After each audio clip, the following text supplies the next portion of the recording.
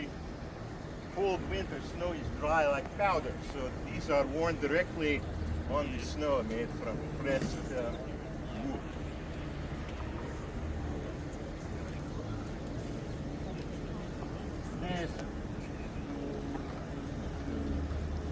This would be dropped behind our lines by Germany. He gives you two choices. He says, Красноармеец, выбирай смерть или жизнь. Red Army men choose death on battlefield, being loyal to Stalin, or living the sunshine with your wife under German dominion.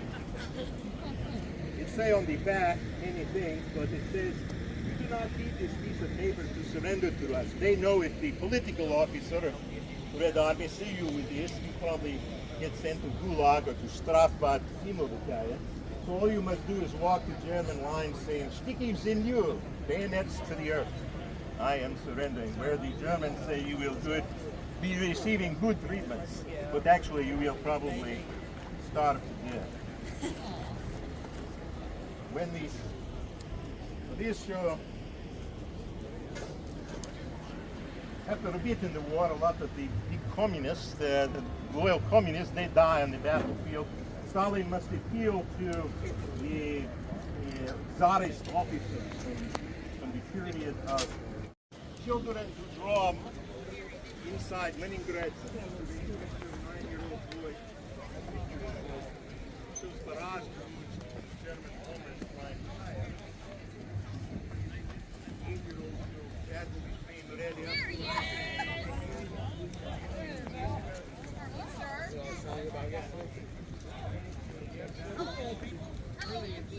That was from the Firearms. They gave all the kids. Looked like serious.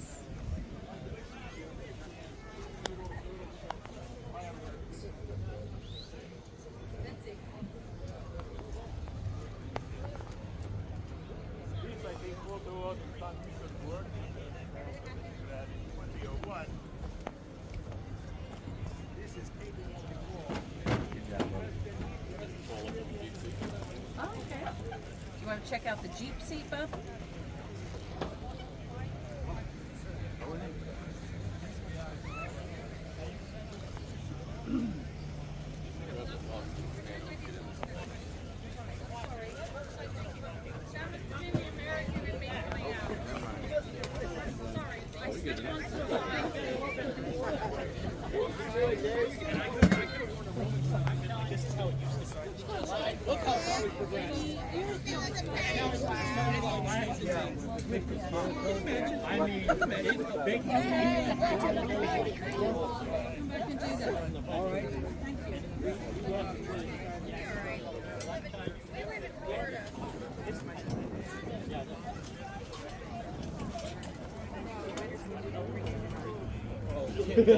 Finding some British friends, Mom? Oh, is this your mom? This is Adam's mom. Oh, this is your mom. This is my mom, yep. So Jaguar model. This is our fucking It does have loopers. You have met me? So, do me next time you see Vern, bring up Jaguar. He'll start going crazy over.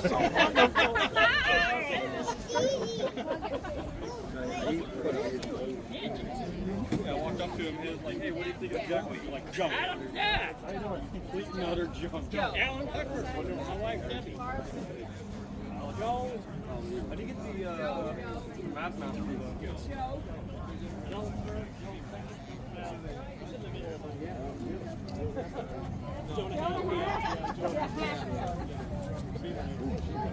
Caliber, 1934, 32 caliber.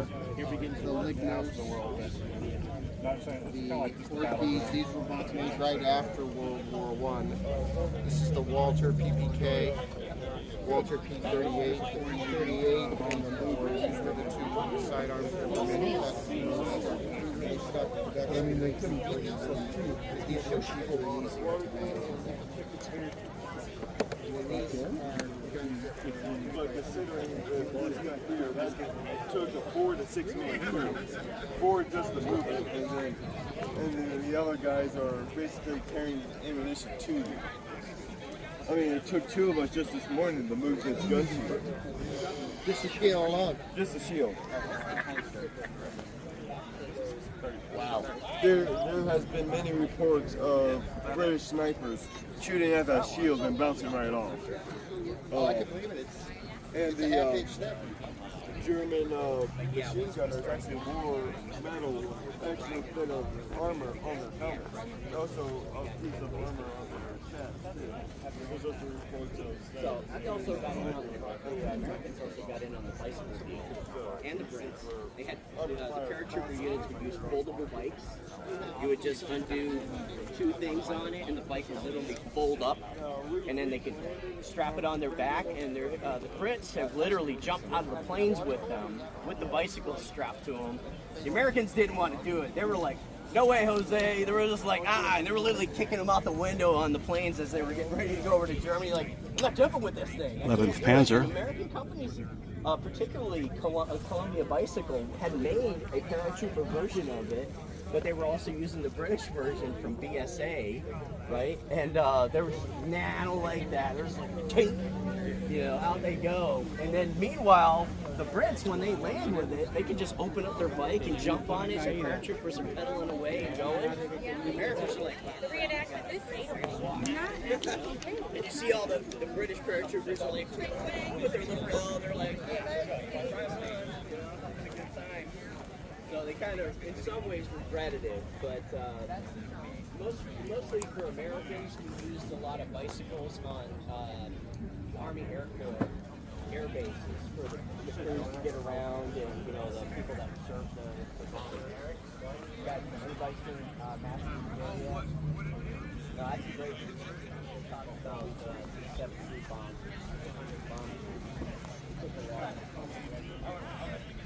Those guys do.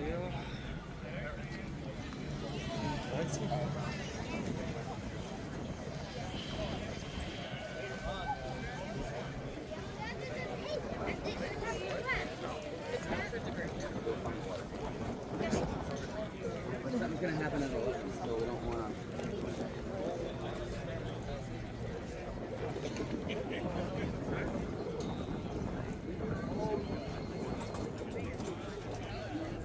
Hey, Walt. Walt.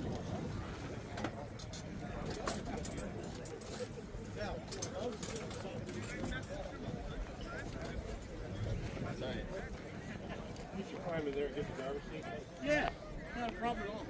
Now the old problem. No problem. Finally had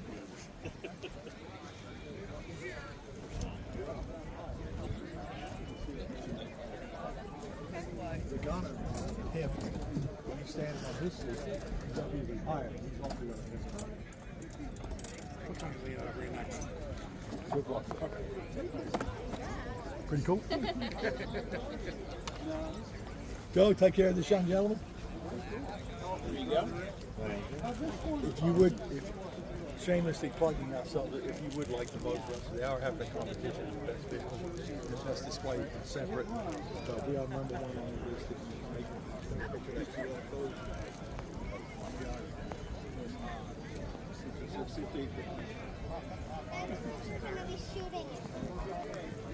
I've been trying to take a bottle.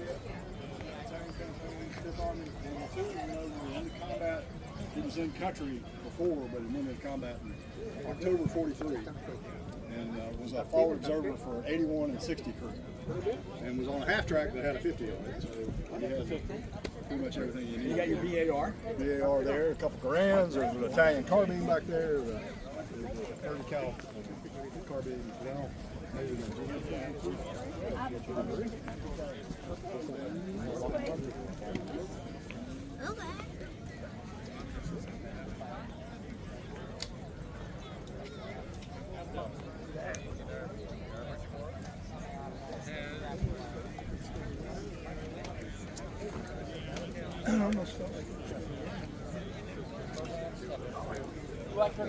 Finally had it all.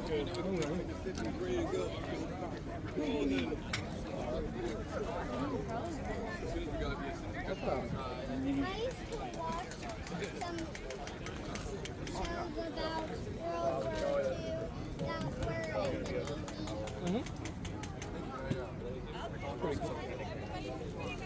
likes the Air Force and the Navy. All right. Yeah. Get some mic around.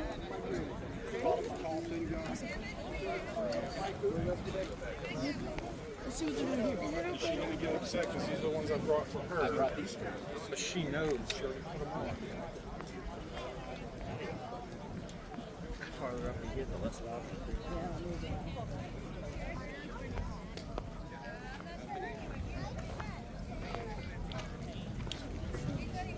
Which one are you?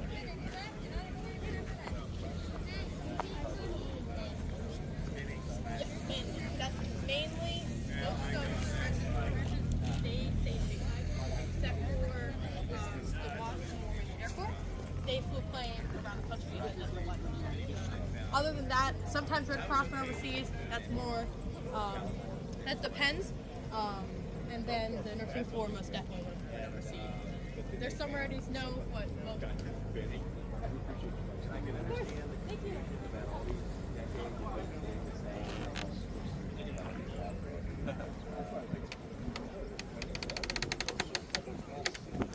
Oh, that's right. They said, yeah, I mean, it works.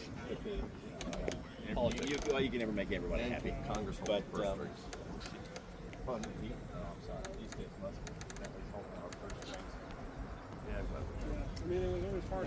Neutered M20 Scout car. No 50 cal on it. Did you get it? Yeah. White Scout car.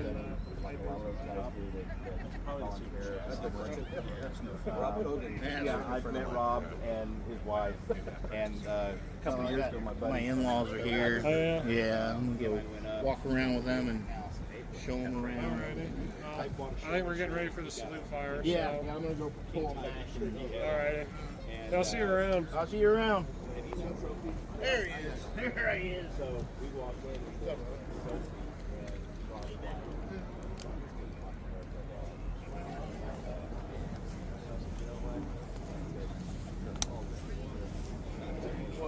What's going on, man? Nothing, man. Really good to say hi. Yeah, man.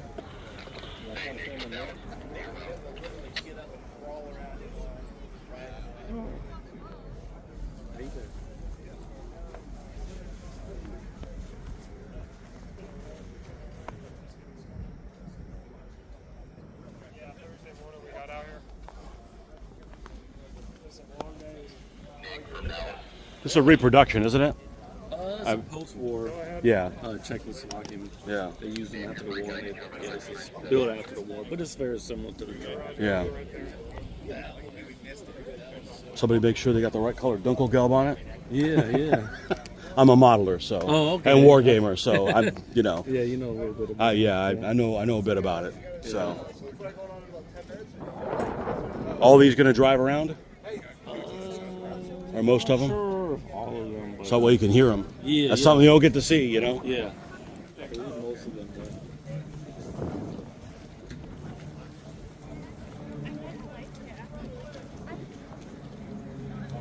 Priest.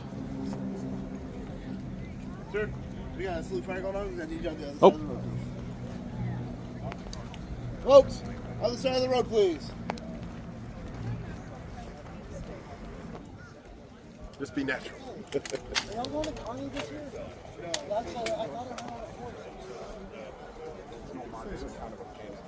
have those PBR boats. Shabby.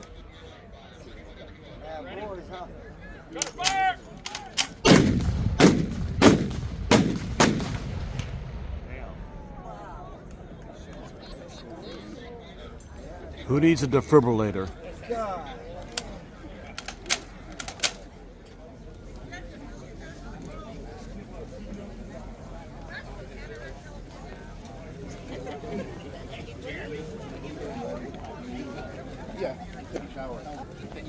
This OD is pretty green.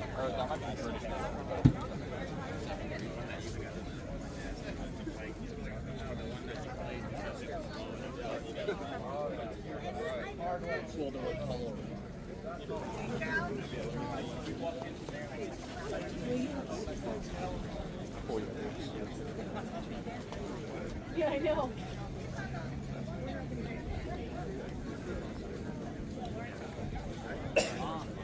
here, Bubby.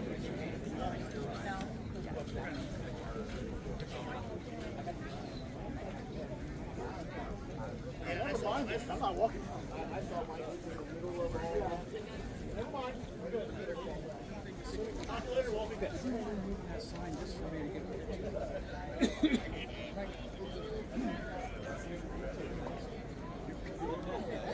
Right. You should do it.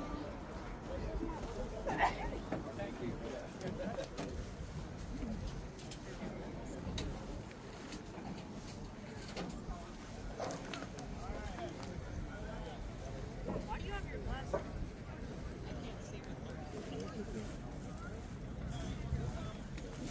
Mom, look at back of it.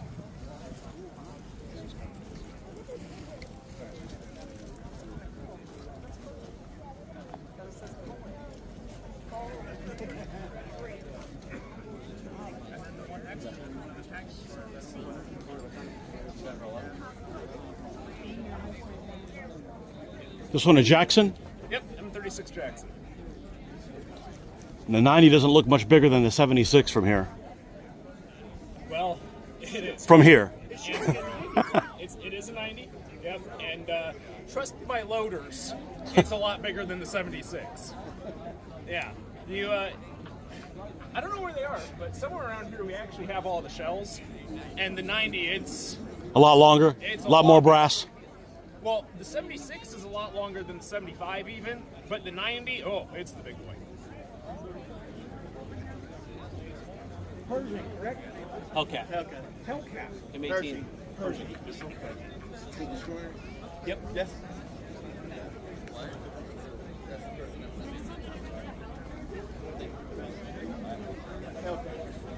M18 Hellcat. It's a lot of Panthers and everything, but they still have that 80. So it's a misnomer though that Shermans couldn't kill them. Oh no, because once Shermans the range, like our guns, there were nothing to stop it. they switched to a high velocity round, which actually changed the entire course. High velocity, is it a 75 or a 90? 75. That's a 90. That's the Persian. So this came out at the end of the war. These still actually run? Yes, yeah, oh yeah, everything runs. Everything runs. Yeah, everything fires. One of the things that a lot of people don't realize is, yeah, they have that little cannon, but it's still a pack of punch shit. Yeah, there's a lot of myths out about tankers.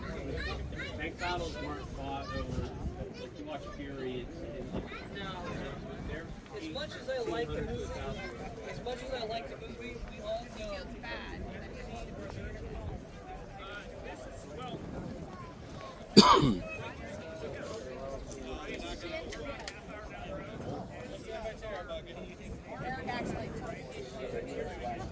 Say M26. Alright, you guys ready? Take a look at me. 3, 2, 1.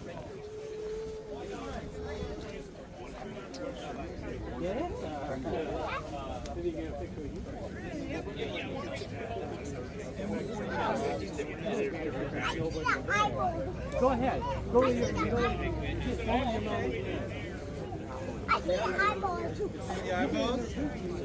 Alright, turn around.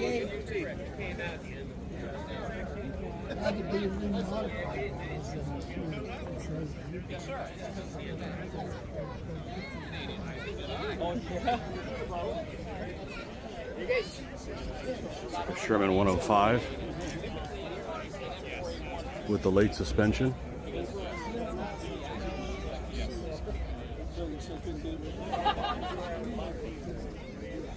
So otherwise, Rubber pads. so it was like a safety lock for the shit.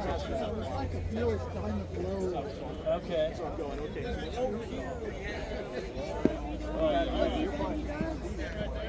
You look beautiful as always.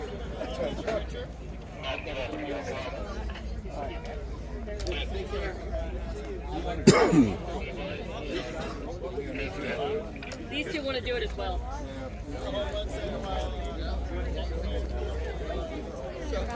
Did you know about this? So my last name.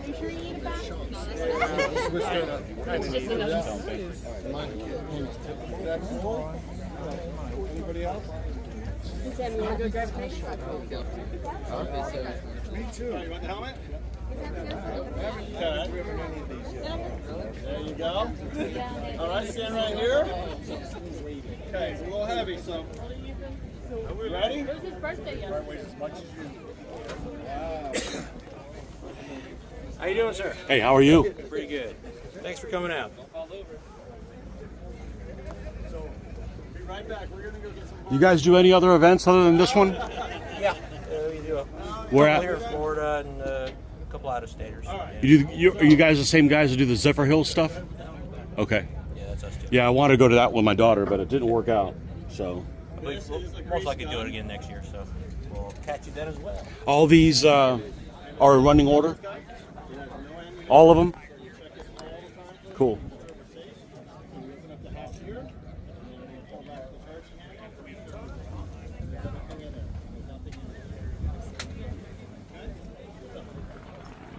Got a grease gun. What tankers you carry with them?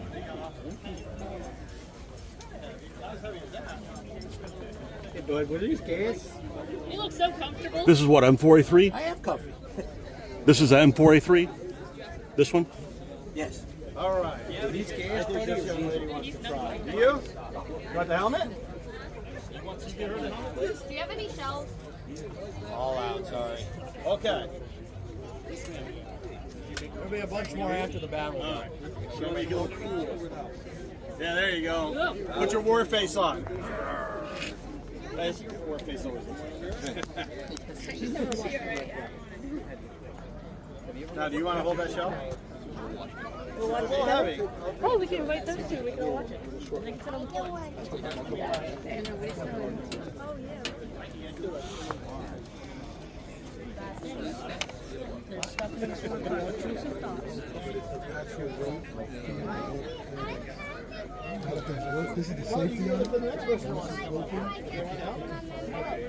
This is about the least amount of equipment you'll ever see on an M10.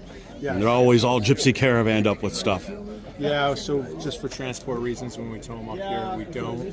So, I mean, they lived off of these things, so you'd see it'd be full of everything they lived. So that was like their, they're basically campers. So everything Right. you needed to have, you'd have to have your sleeping gear, extra ammo, food. Yeah, that was it. So that's where you'd see it. For us to transport it out here, and then you didn't want anything flying off it.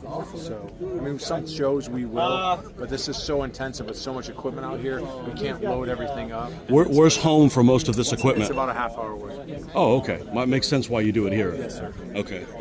You do this, you do Zephyr Hills. Where else do you go in the So state? we're not doing it. Oh, in the state, it'll be Orlando. We will do Salute for Veterans in December, the first weekend in December.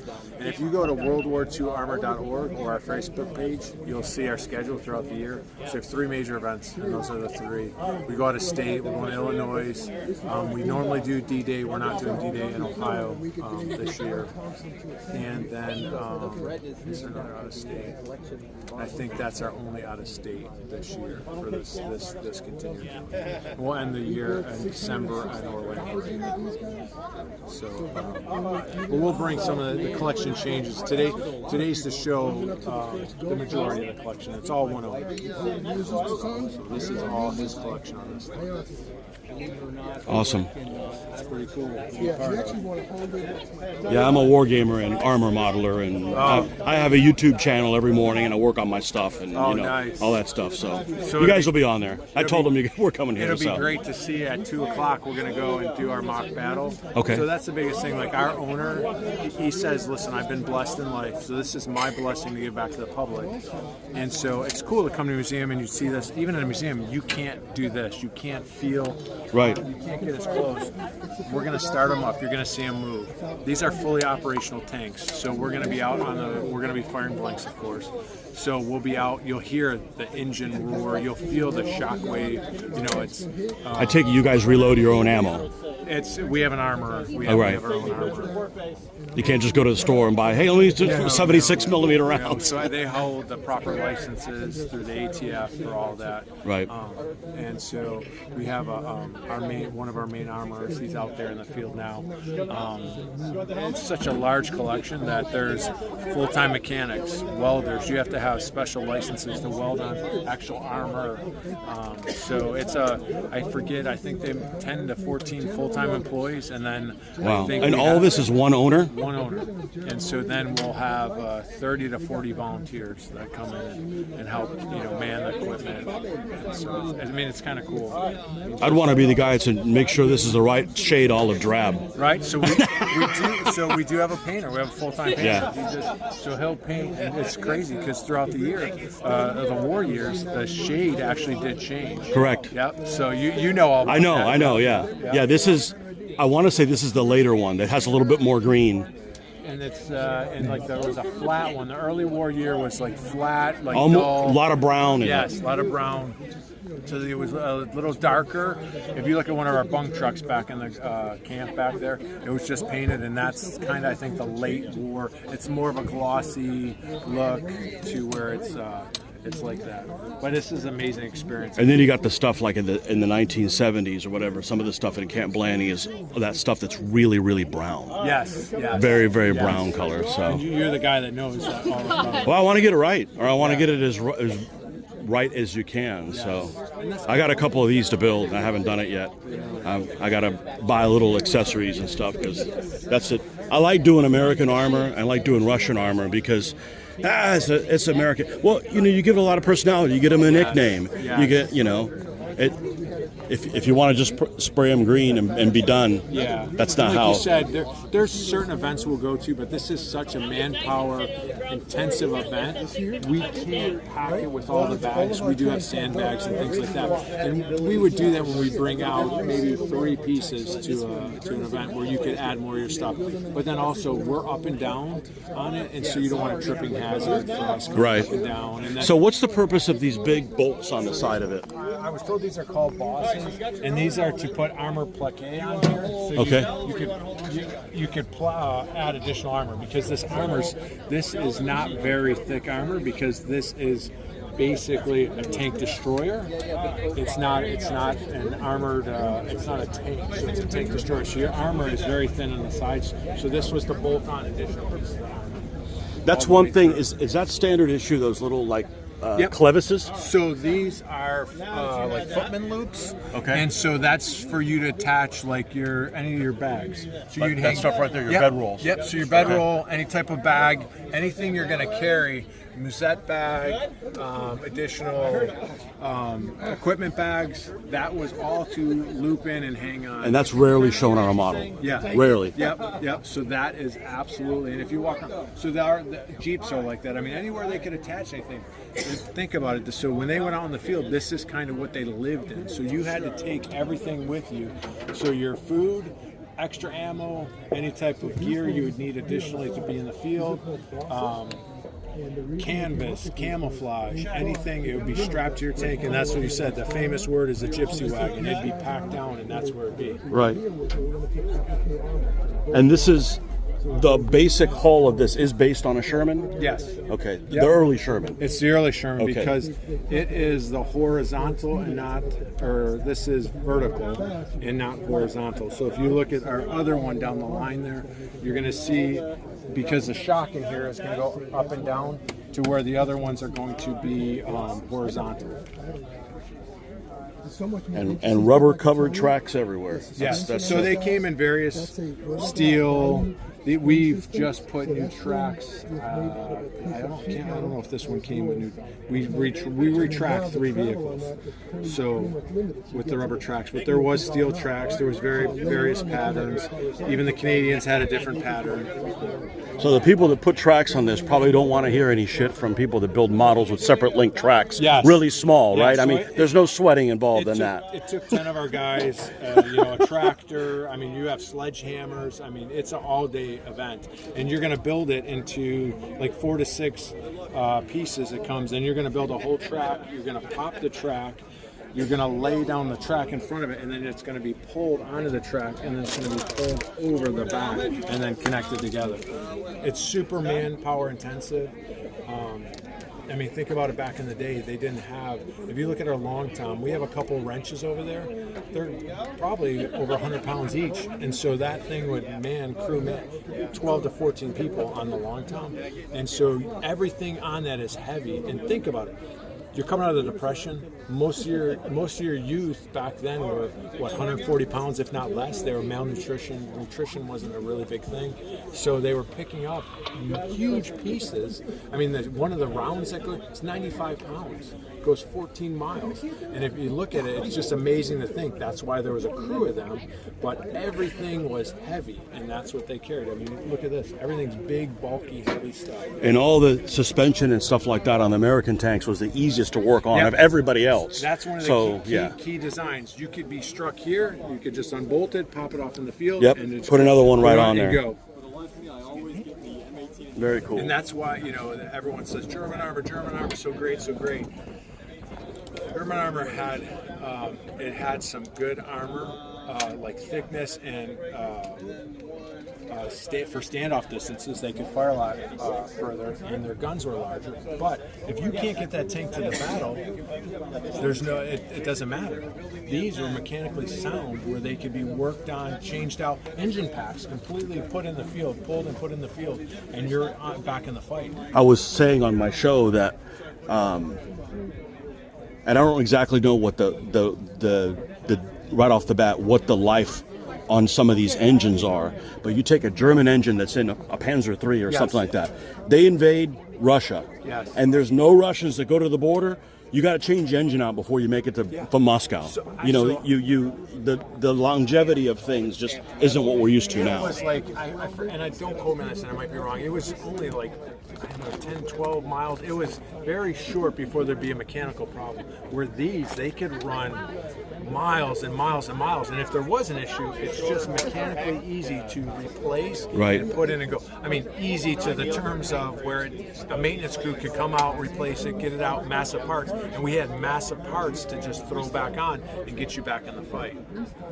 Everything about these is modular, and that was the whole concept of it. Yes, it might not have the thickest armor, it might not have the biggest gun, but it's modular.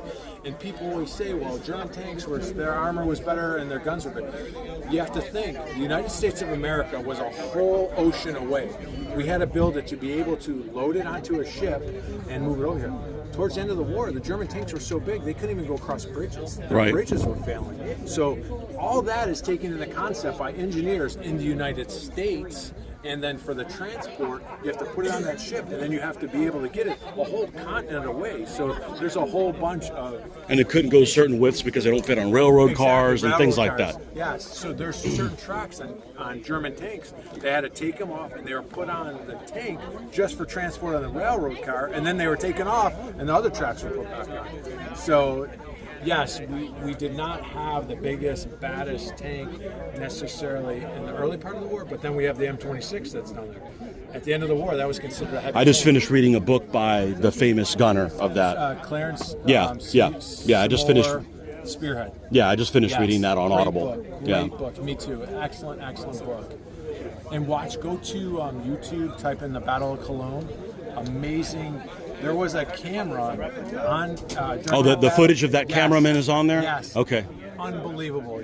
So you read the book. Now I did. Yeah, I know what I'm talking. You can relate the two together. Yeah. Go to YouTube, and there's several breakdowns of it, to where there's one where the guy will actually stop the video. He'll show you, round one strikes here.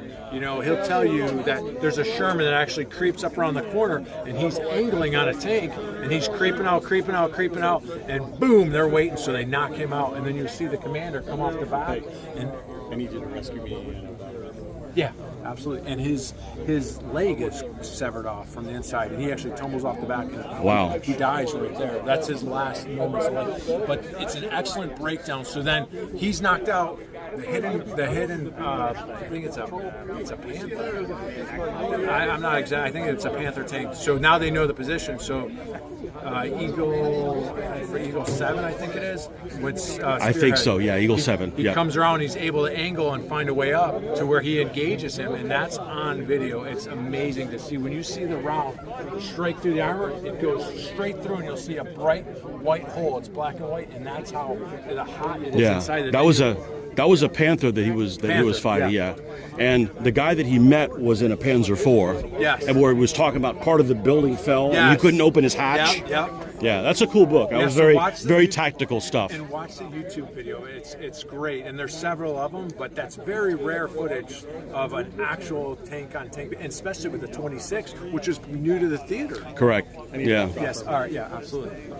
Let me step in and just. All right. It was good talking What's to you. your name, man? My name's Tony. Tony, nice to meet you. I'm Jason. Hey, Jason. Good to meet you. Look us up on.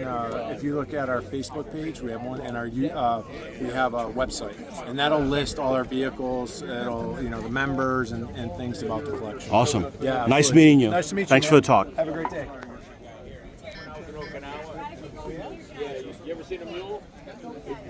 So what base vehicle is this on? Is that on one of those little artillery? It's on a armored personnel carrier. I'm not exactly sure. Oh, okay. Model. That's why it was a British armor personnel carrier. FV, I don't know them. That sounds right. Yeah. Yep. Well, it's pretty close if it had one more road wheel. Exactly. Yep. That's the giveaway. Yeah. Yep. If you know, it's pretty close. This was actually was this in Band of Brothers? So it wasn't this one, it was our Tiger replica. Okay. Same story with that one. That one's on a T-34 chassis, so it doesn't have the overlapping road wheels. Yeah, this looks closer to a Stug than that does. So that one is just preserving like a movie star, movie history. Band of Brothers, it was in Saving Private Ryan. Yeah, they have in Band of Brothers in one of the episodes. They have a Jagdpanzer or something made up, but I've tried to stop it. I'm a modeler geek and I'm a war gamer. Oh yeah, so I'm sitting there going, and I got a YouTube channel. So I told the guy, I said, hey, I'm gonna come down here and make sure they got the right color Dunkelgelb. So that's one of those colors that's like the biggest mystery of mysteries, because it's different as it fades. It's different in different lights. So like here it looks like spot on, and you go and you paint. I'm like, this isn't the wrong color. It's got too much green. It's actually a very green color, and depending on this stuff is totally different depending on what they mixed it with. Right. Because they cut it down they put it in buckets and they cut it down with fuel and oil. Yeah, so. Yeah, there's some camouflages I won't do because if it looks like shit, it's not believable. You want it to look kind of good, especially like snow camouflage. The Germans were doing like that chalk thing or whatever in 41. I'm like, I'm not doing that. It doesn't look right. Okay, even though they used it, you got to have believable. If you do something and everybody off the street goes, hey, you did that wrong. It's like, okay, I don't want to explain this to every single person. So. Yeah, for sure. What kind of, so like you said you're into models, what kind of paints do you use? Acrylic. All acrylic. Like what brand? Vallejo AK, a long time ago I used to use Tamiya. Yeah. But I use just the water-based stuff. And I'm new to airbrushing. I mean, I've been doing this since '85. But really only since '95 has it been worth a shit. The early stuff, you got to learn as a kid. You got to make mistakes and stuff like that. Sure. Yeah. But that's what I pretty much. I started airbrushing because the rattle cans, there's this company that I was happy with the rattle cans called Model Master, Testors Model Master. Okay. Rust-Oleum bought Testors, closed. They got rid of all the good quality paint, kept the crappy one. So you go to other sources and it's so toxic smelling. And I mean, I'm in the garage with fans, and if you're like, man, this smell is too. I mean, I grew up with airplane glue and stuff like that, and it wasn't toxic, and now it's like, man, I got to do something different. So now I'm just spraying with all acrylic, just to kind of speed the process up, because I spent a lot of time on them. I spent a lot of time on them. Yeah, I was just curious. I'm sure this is an acrylic. That would be bad. That would be a bad choice. Paint it every time we take it off. That'd be a bad choice. Just trying.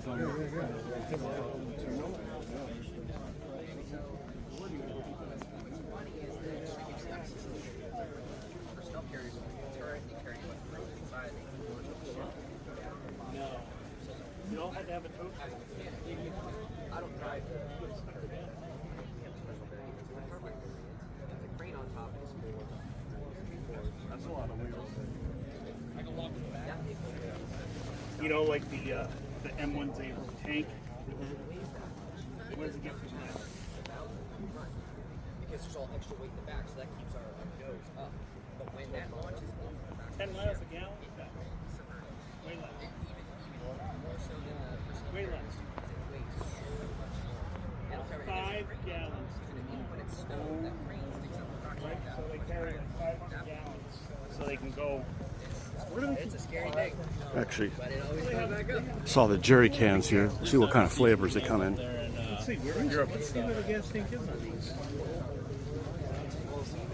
Well, it would probably not be on the side. This is German, right? Definitely not.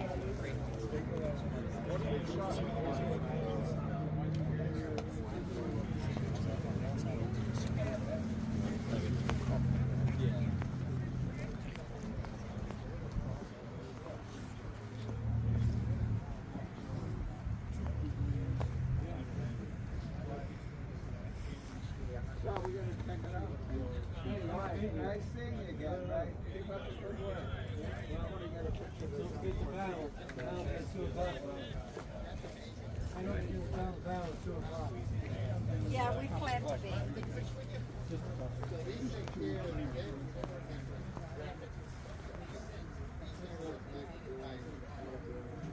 German girlfriend name of the day.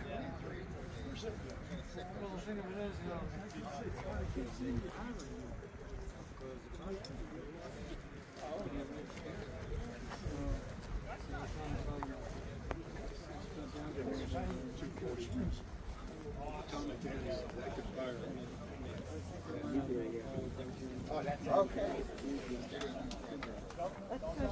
This is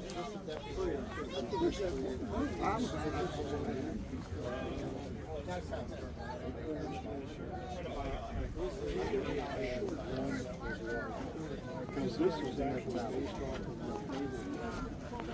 Yep, we're going to pull this one all the way to the far side. We're going to drop it down on the scale.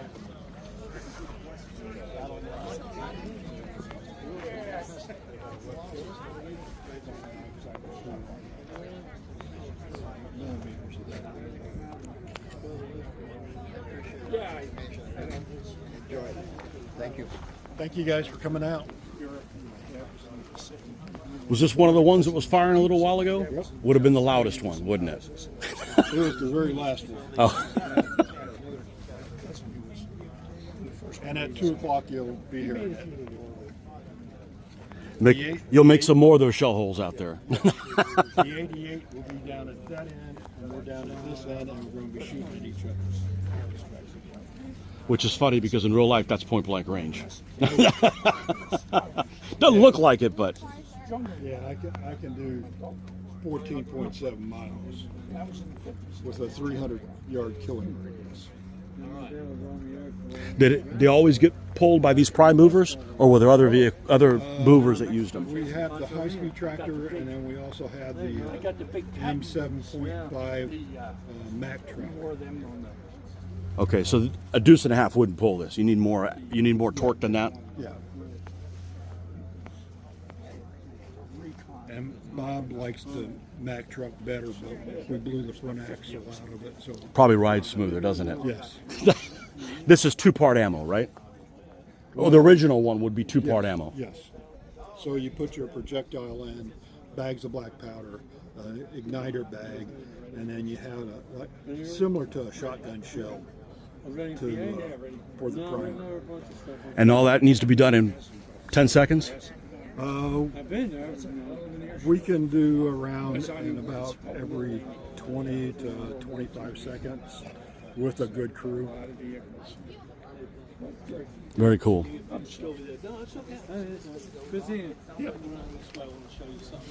Because there was a sled that 4 guys would hold up to and they'd have somebody with a ramrod to push the projectile in, and then they move out of the way, and you have one guy setting the fuse, and so pretty. Everybody has to know their place. Oh yeah. And when they need to act. Yep. Very cool. And all this is one owner, right? Yep. That's a hobby. That's what you do when you got money. But his wife says no aircraft, no motorcycles. Okay, that's a should keep that one around.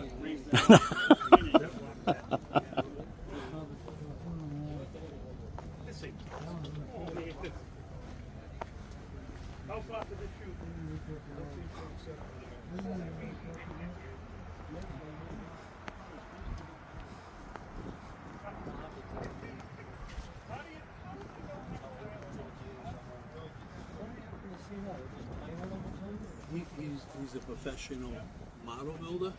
I met him up at Kanye, and he just was eyeballing it and noticed it was loose. I don't even think he looked at it. He's obviously other ones. You have it dialed in pretty well, right? Yep.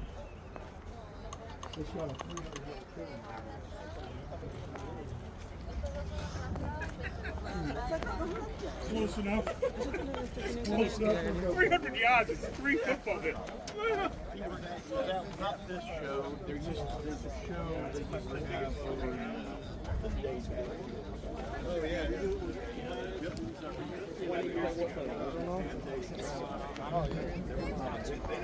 It's hot. Something special.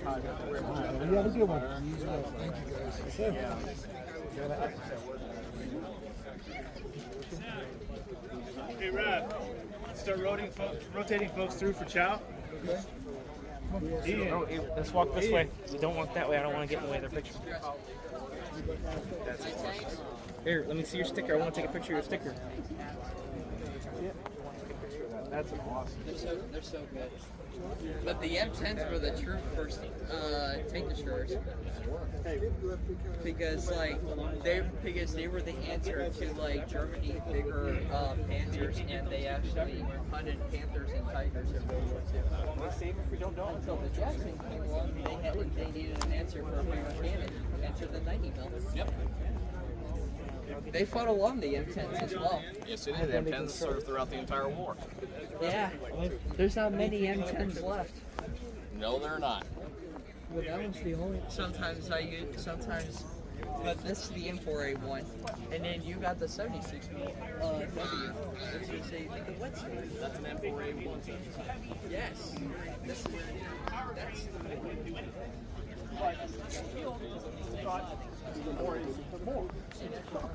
We're out here, you're on your desk. Exactly. We're gonna do what we Right. want. So, yes, it's a difference of opinion between troops in the field doing what they can to keep themselves alive, and the engineers and the officers and that sort of thing.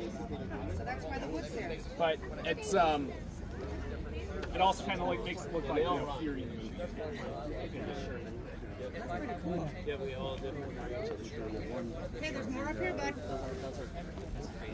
So when they had like the extra road wheels here to carry and can provide some extra armor protection, they're not tied down other than just like this?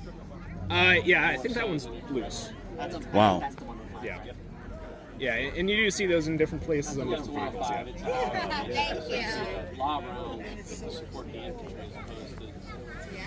And the second armored was the only one that had this kind of camouflage in Northwest Europe, right? Yeah, it was specifically like the Operation Cobra time frame in, I want to say like August-ish. Yeah. That guy leaning on the tank over there is actually our artiste and paints all the. Oh, that's the painter guy? Yeah. I'm gonna go hang He does out a with great job at all. I'm gonna go hang out with him. I build them, but small.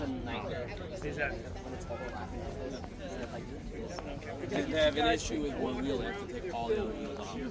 Just to take the one wheel. Because they were overlapping. But meanwhile, these guys can just. Yeah, the bogey wheels. Because the line, we have to. Yeah. Every other space, you can bring the next ones up and then you do your thing. Which also. We didn't see the tire. You're telling me you're the painter guy. Yes. Okay. I paint little ones. Who told you?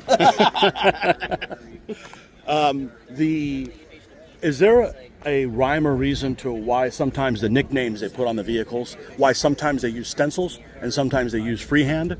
Yeah. Okay. Yeah, it's depend because it's depend. They sometimes they do it in the field. So that would be freehand. Yeah, freehand. Yeah. Okay.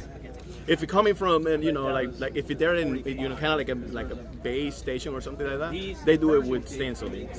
But if they're in the field, they do it by hand. Okay. Yeah, because it's very hard to do the stencils. Yeah. Well, you have to buy I'd rather just hand paint everything, and I can get.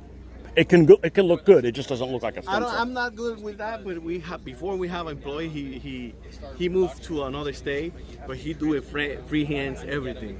Oh, really? Yeah, like this one, it was freehand. He do that one, like Braca. Oh, that's huge. Yeah. I mean, I'm used to doing 1/72nd scale. Yeah. Okay. So and then this the tank destroyer patch, he made it freehand too.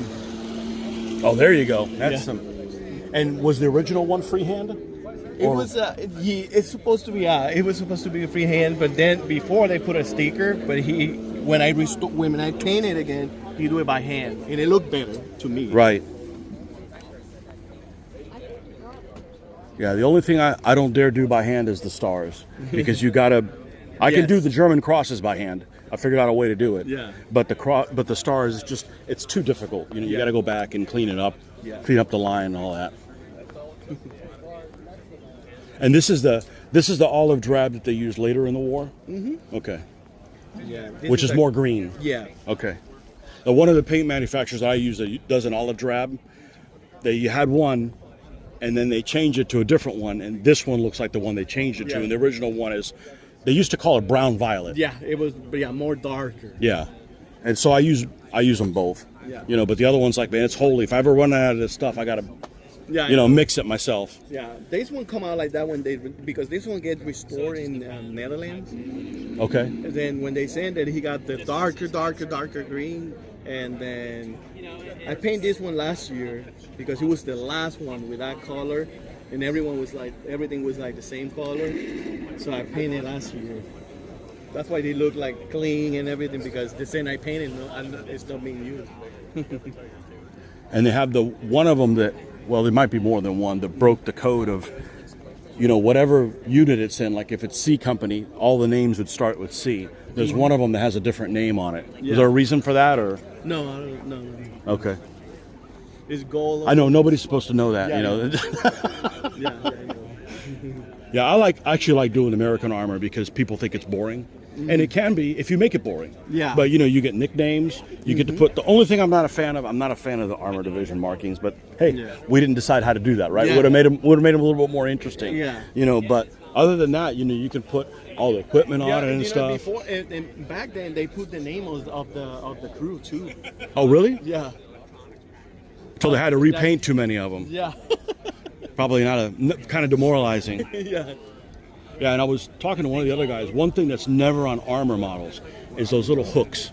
All the equipment hooks to hang things off. You never find that. You never find that on there. So you see these pictures, they'll hand their bags and stuff, but they just like glue it to the side because that's not represented on there. Yeah, the dog bills. Yeah. And that's the thing, they do. It's a very nice machine. All right, your name is? Jeremy. Jeremy. Tony, nice to meet you. Where are you from, Tony?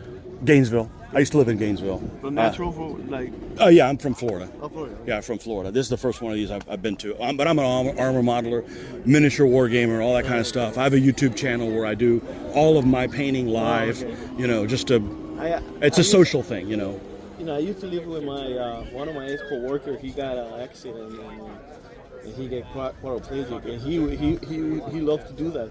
And it's therapy. He always said, Jeremy, because he was, and by the time he can do nothing. So he said, Jeremy, whatever you want, if you want to build one of those, you can do it. And I'm like, I don't have that time for that. You know, I was like kids and. You have time for one hobby sometimes. Yeah. And that's it. Yeah, you know, this is my hobby. I paint these big ones. I get up in the mornings at 5 a.m.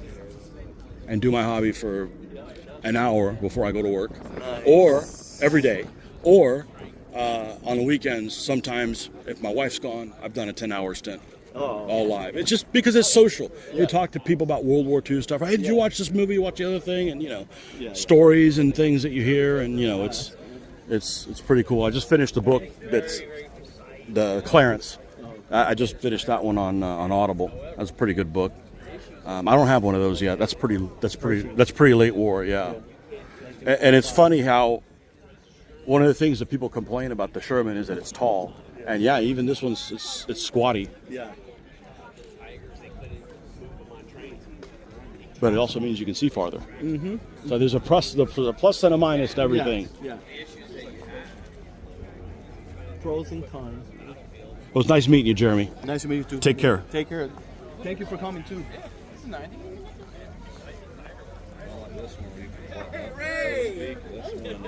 You know, World War II.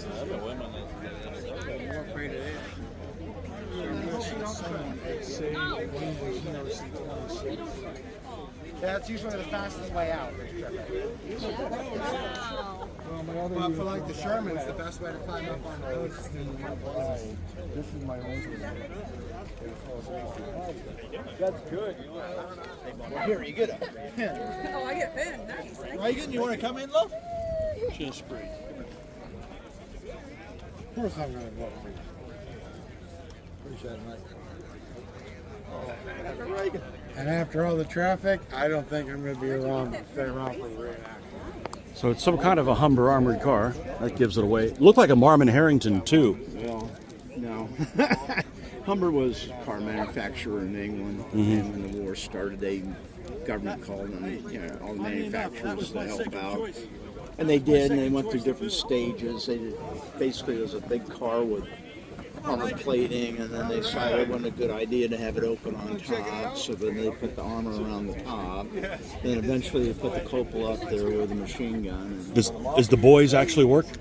Is it a working boys anti-tank rifle? Well, it's not real boys. No? He fabricated it himself. They built okay. it around a bolt-action shotgun.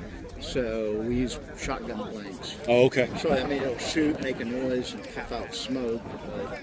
And he also fabricated a drum gun up there. Got a de-water. Somebody knows how to weld. Yeah, well, yeah, and everything. Well, not that. It's getting all the propane and the oxygen in there at small confines, and so you don't get. So it'll act like a real machine gun. Yep, there's the flames spitting out, make the noise. So this is a Humber Scout car. It's a Humber Mark III is what. Mark III. Stick your head up. Okay. Hey, look there. Wait. Yeah, I'm not real familiar with the British scout cars after Normandy. I do North Africa stuff. I build models. Well, they use a lot of these in North Africa. The reason they like them, look how high they are. They can look out. Yeah, see a lot. That's why it looked like some of the Marmon, which is just all it is all the Marmon Harrington is a South African modification to it, but it has the same kind of wheelbase. All right, South Africa. I'm thinking there probably were Humbers, their version of it. Yeah, it looks real similar because they were armed with a Bren and a boys. Their nomenclature on what they call them. Yeah. Right? Okay. Over here. Picture. Yeah, you see lots of pictures of these with the vent open. Oh yeah. Keep it cool, well, the you know? only time you have it closed is if you've got you're in action. Other than that, you're going to keep it open. You'd be surprised how many people come here and yank that thing open, and it's rigged on the inside for a push, and it's not doesn't do it very well.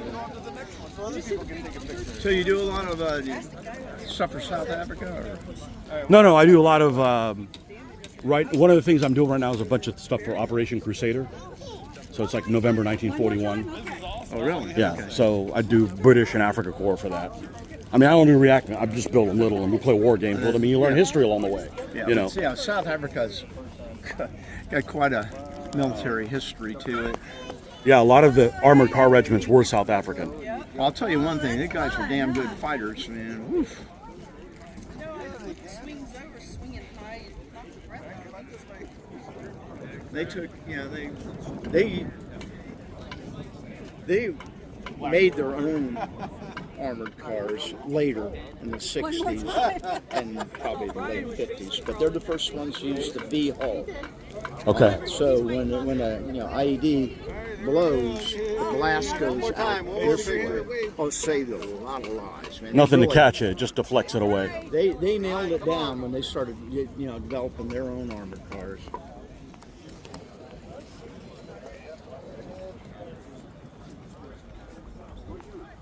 Oh, yeah.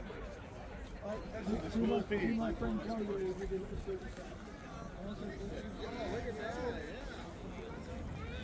Yeah, you guys have all the cool pins. We're going to collect all these. Say thank you. Thank you. Oh, you're welcome. Yeah, we'll see you. So how ironic is that, right? The irony in it. But then Harley made a really big mistake. Was they got away from the drive shaft. And then Oh. they went to the chain and the Gertrude. the drive. Right. So that was a big mistake, and they said, well, they wanted to modify it so they didn't have to worry about BMW coming back at us or all this other nonsense. But in reality, and then they're saying, oh, it was about money. I personally think it would have been more money if you're sitting there trying to worry about a drive chain or a drive belt that you have to fork over money for. You know what I'm saying? Vices just having a simple drive shaft that didn't take much to do for the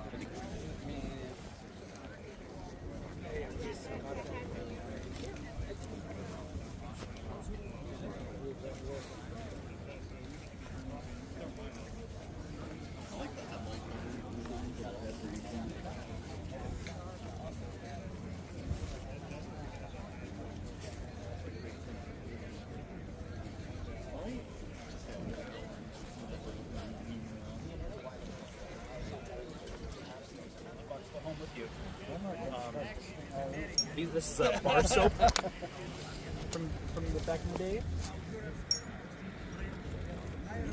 Any questions on it, just ask. These are the two different kinds of hats that the Japanese infantry would be issued. This is a standard Showa 17 cap. It's just standard wool stitched together, but this would be one that was made out of felt pressed into a mold, so it can press down, saves on material and whatnot.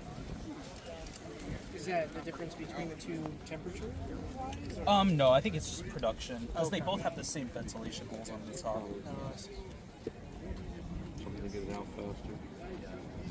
Is the color of the uniform the same as the color of the belt? It's just faded?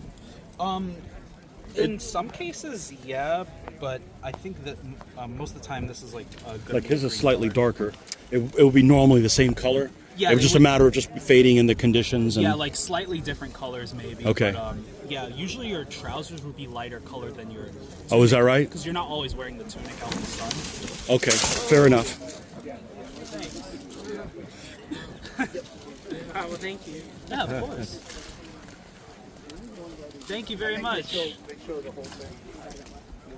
are you doing today? How are you? Great. This is our Japanese display here. We have a lot of personal artifacts from the time period. A lot of them are originals. And pineapple. Yes. No spam. Oh, yeah, well, they had canned meats, yeah. Yeah. The Japanese corned beef is infamously very good. Not now, it isn't. No, I wouldn't say that. No. You don't have any Japanese beer here, do you? No. No. We have sake. But don't tell anyone that. Amelia is down the road from us. The last time I was in Epcot, I was having beer in Germany and Japan. I'm like, hey, the best beer in the world is places that were bombed by the U.S. Air Force. These are the grenades? Yes, Japanese grenades. That's it? Nothing more to it? Kind of small. Yeah, it's they're quite small. they have a safety cap here. You pull this, and you would find a hard place to hit the primer on. And once you hit the primer, it ignites a fuse. And, Oh, so you pull it and then... You could hit it on the floor, on your heel, on your helmet, and then you got a certain amount of time. I didn't know before that. It goes out. Yeah. I didn't know that. Yeah, it's not trigger activated like the American ones are. Interesting. Yeah, I'm a war gamer and all miniature painter, and I haven't done Jap. I haven't gone to the Pacific yet. Oh. I'm probably going to do Philippines in 44. That'd be cool. Yeah. Yeah, as I don't. The island stuff is like, okay, well, one guy has total air superiority and all the tanks and naval gunfire, and I'm like, that's no fun. You know, you got to have some balance.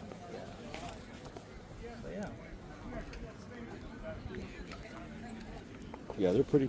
May I pick one up?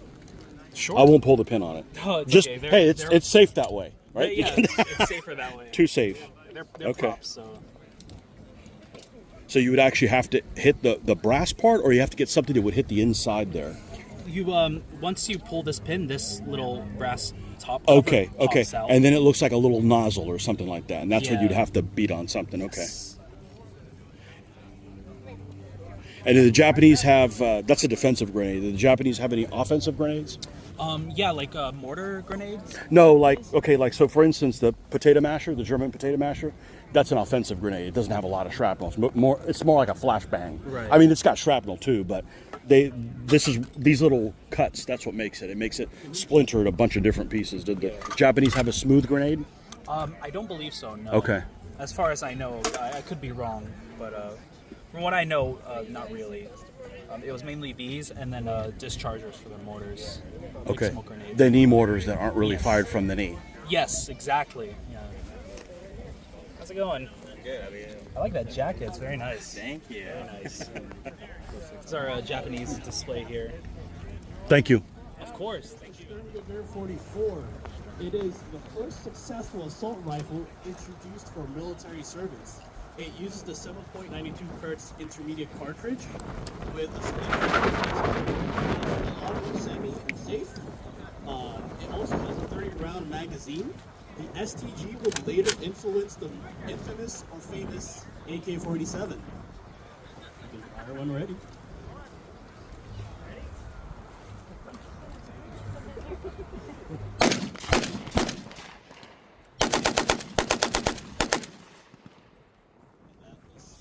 Figure 44, the world's first successful assault rifle. All right. Back to our allies. Sorry, mate. All right. The 1903 is an action rifle based on a Mauser. And as you can see here, it is in the sniper configuration, the A4. And you can see the camouflage and scope, and he will demonstrate for us firing. Yeah, unfortunately, you're not able to use stripper clips when you have a scope mounted on. Do it the old-fashioned way. Everyone ready?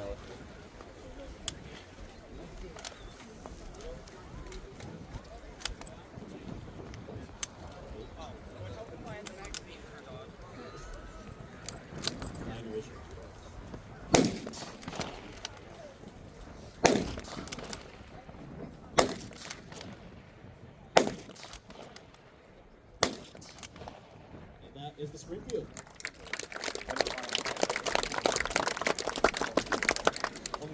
Next up is the M1 Garand.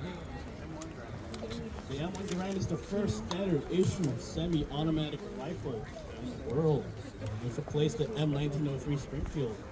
It is chambered in a 30-06 cartridge and utilizes an 8-round M-block clip that is automatically ejected after the last round is fired. And you can see you can insert the full M-block clip into the chamber. Got a swift movement. Not so swift. There you go. Fire when ready.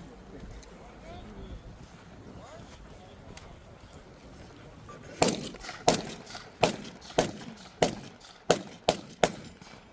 you go. That's the M1 Garand. That's lovely pink.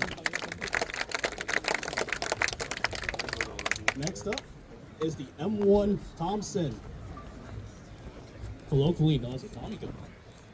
This is the updated wartime version. So this submachine gun was first introduced in 1928, and this was updated later on during the war. And this particular model has a 20-round drum magazine using 45 ACP, and it was the main submachine of the U.S. during World War II. So everyone ready?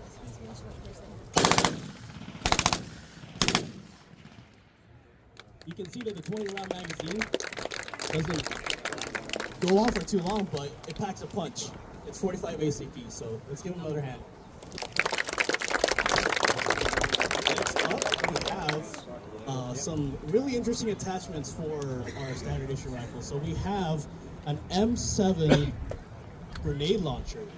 So the grenade launchers were fired using blanks, and this particular warhead is an M9A1 anti-tank grenade. Unfortunately, we're unable to launch the warhead for safety reasons, but he will demonstrate how it is fired. So he's on the kneeling position, he plants the buttstock firmly onto the ground, and insert the blank. Imagine it launches and destroys a German half-track.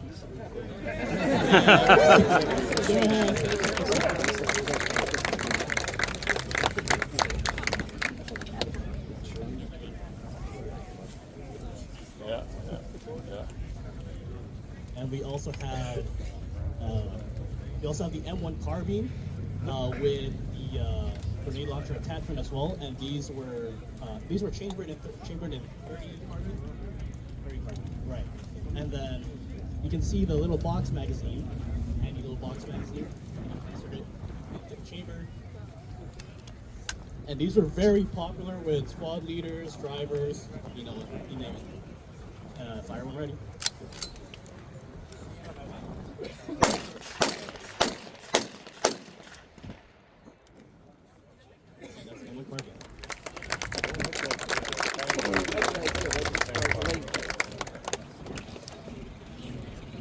All right. And just for a bonus here, we got another 03A4. A3, sorry.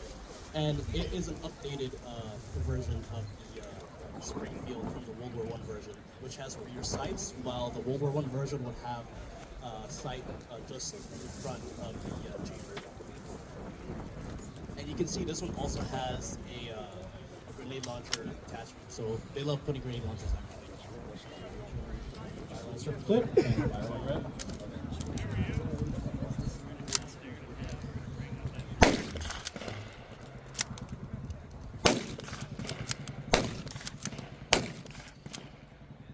And that is the Springfield. So all these guns, you're going to see them in action later on in the battle, so stay tuned for more, and I'll hand it off. All right, let's give these gentlemen a round of applause. All right, so I'm going to stop talking. I got about 30 minutes until we're going to start the festivities, so make sure you get some water, stay hydrated, get a good spot. I'm telling you, I'll give you guys a hint. You want a hint? The best spot? Near the middle. Trust me. If you were here last year, it was a little bit different. This is going to be totally different. So we'll see you at 1 o'clock and enjoy and have fun, everybody.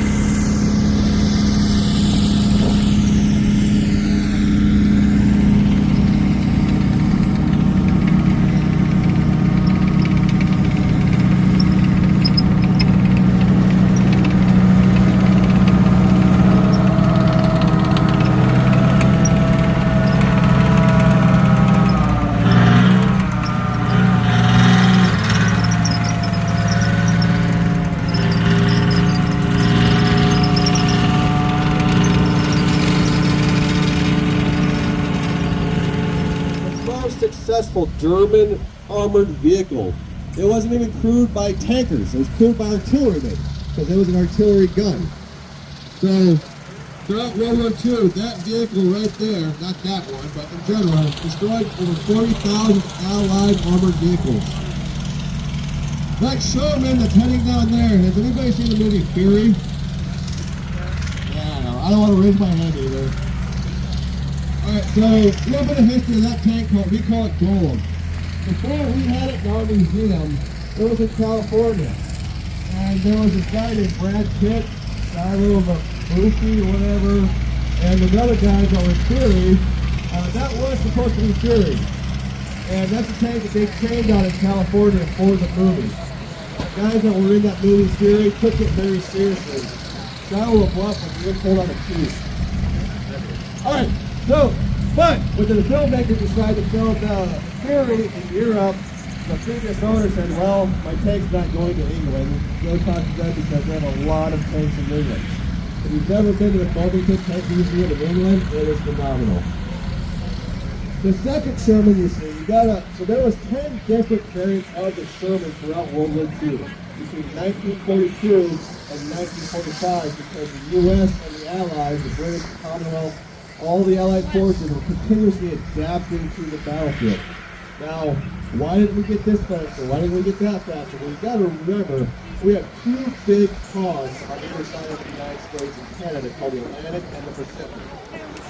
Yeah, I got it right. All right, so production, by the time we have lessons learned, like this would work in Africa, it takes about 12 months for them to rebuild, redesign, and send it back to the front. So that's why the Sherman tank was so versatile and so adaptable, because it was always being modified. The Sherman tank that rolled off the production factories in the United States and Canada in 1942, it might look like the Sherman tank, the other ones, but they're completely different by the last ones that rolled off in 1945. There were 10 different models of the Sherman tank.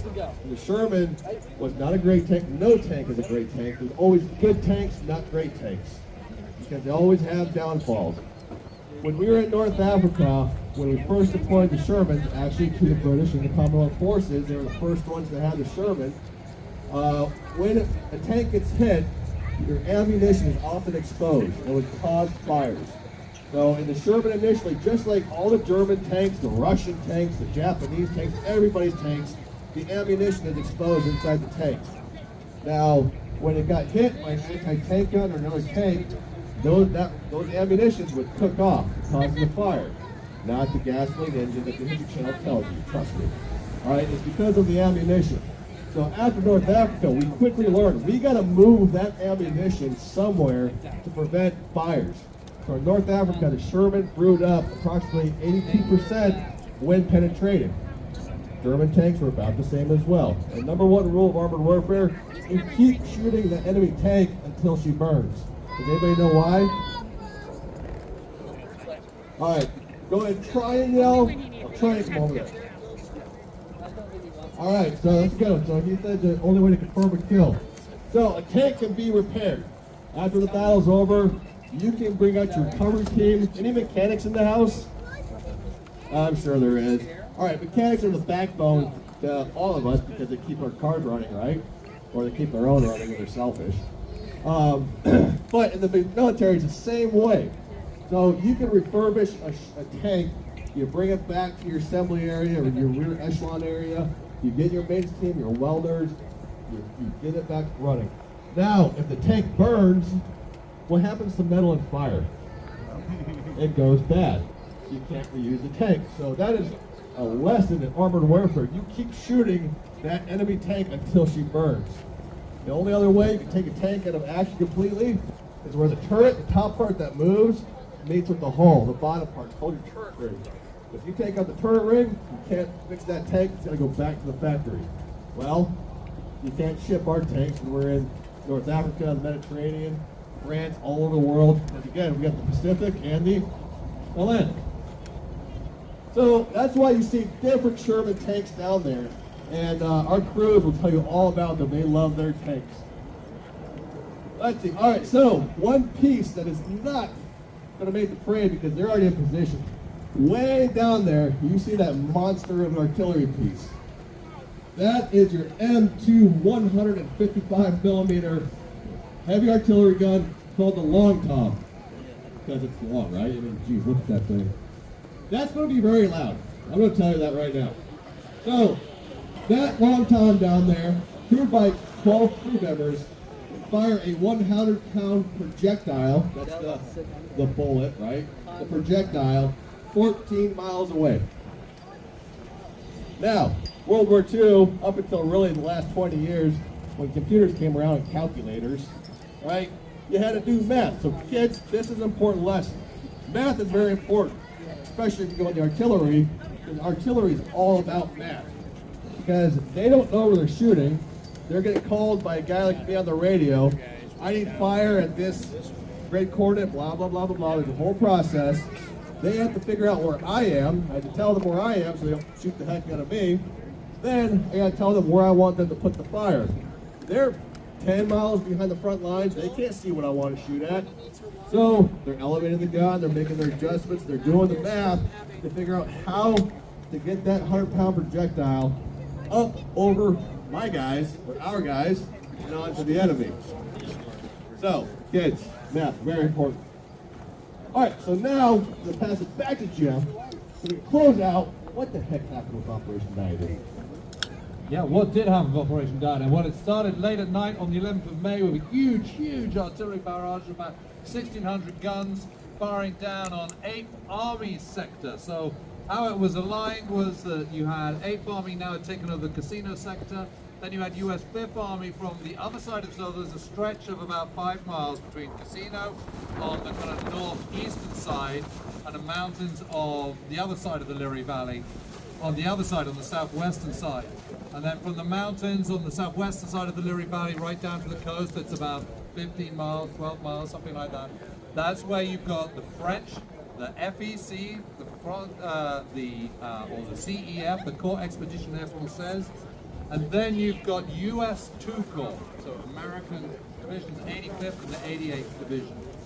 They're down on that side. And the battle plan beforehand was this, that 8th Army was going to do the breakthrough, was going to lead the way down the Liri Valley with the French and the 2 Corps, US 2 Corps, on their flank, on their left-hand flank as they're heading northward towards Rome.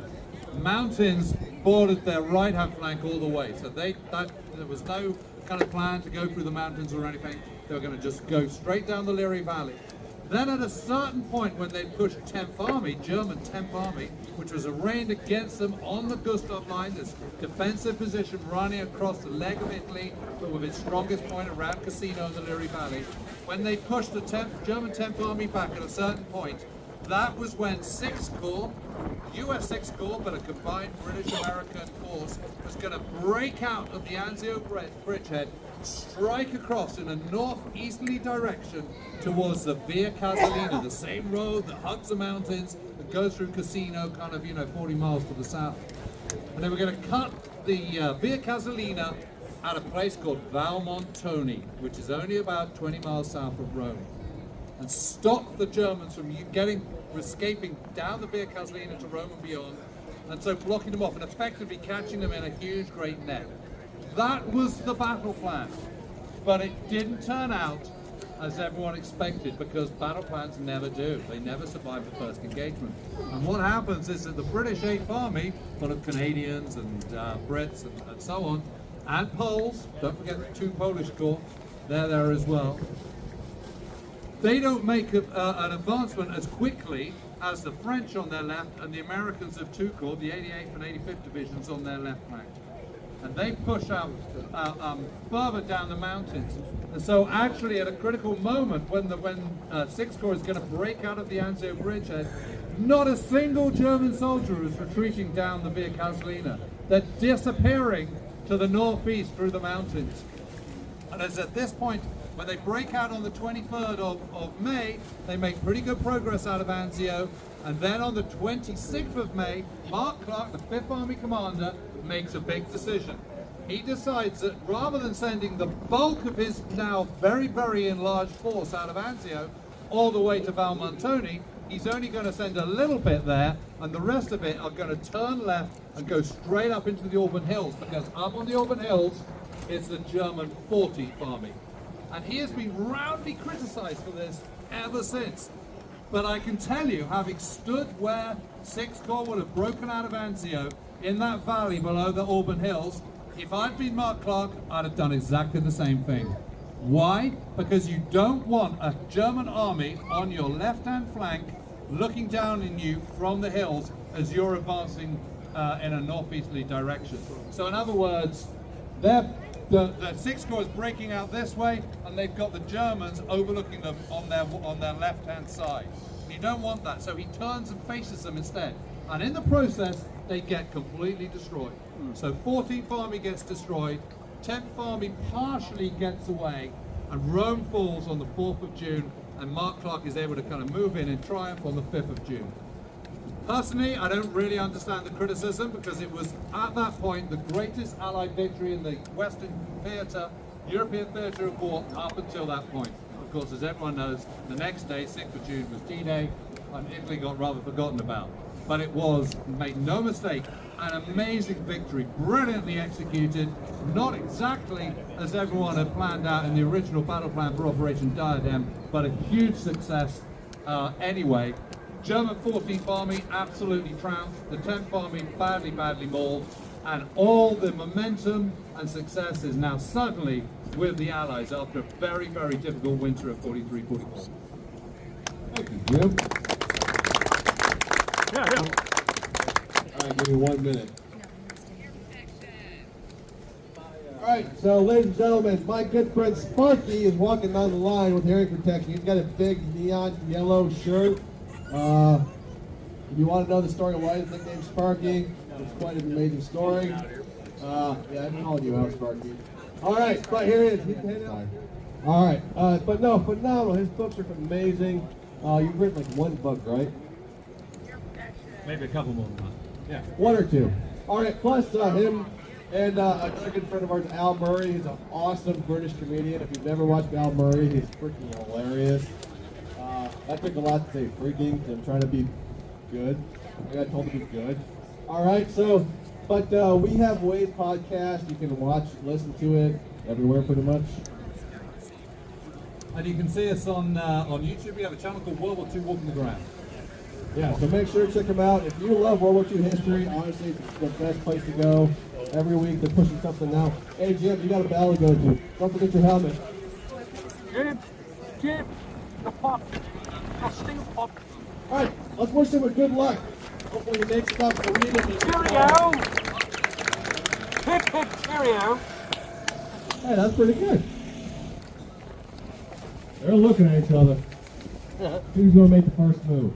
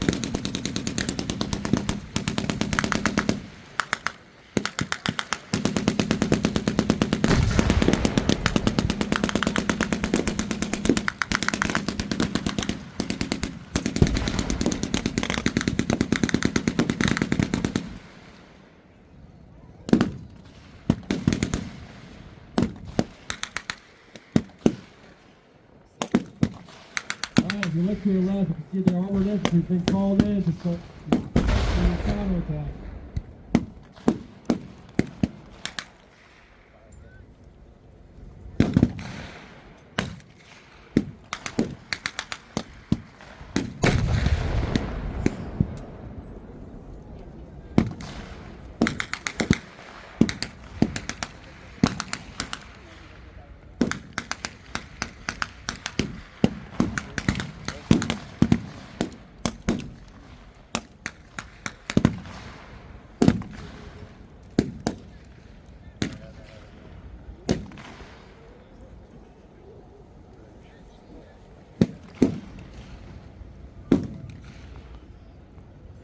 right. You look to your right. You see the support. You see the Sturmgeschütz forward, supported by the German Handcraft.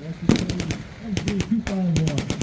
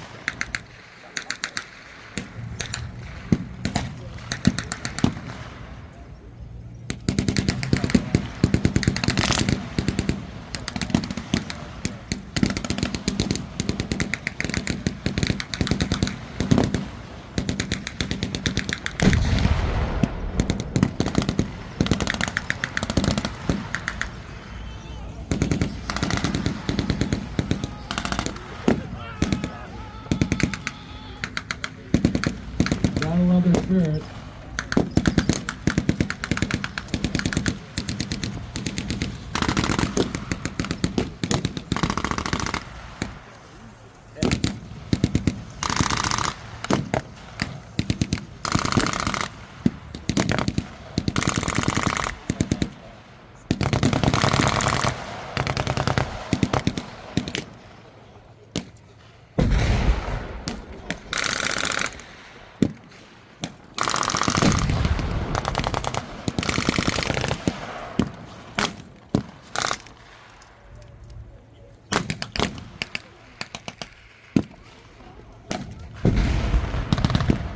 Well, the Army Infantry request for armor support, including buildings, and the Armored Tank Station now moving in. To push back the German attack.